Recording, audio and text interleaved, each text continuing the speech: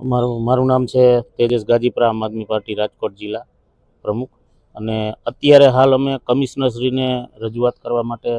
એક આવેદનપત્ર આપવા માટે આવ્યા હતા કે સંસદ સત્રની અંદર જે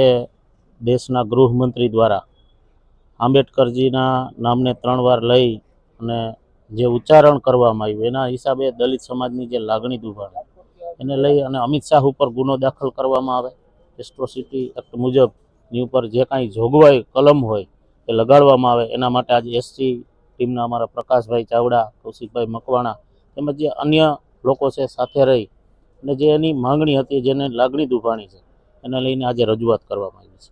કેટલા લોકો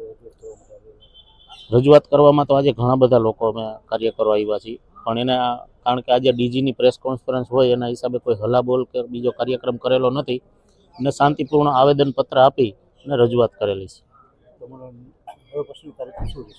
હવે પછીનો કાર્યક્રમ પ્રદેશ લેવલથી જે કાંઈ પણ સૂચના આપવામાં આવશે એને લઈને ટૂંક સમયની અંદર જ પદયાત્રા દ્વારા વિરોધ પ્રદર્શન કરવામાં આવશે.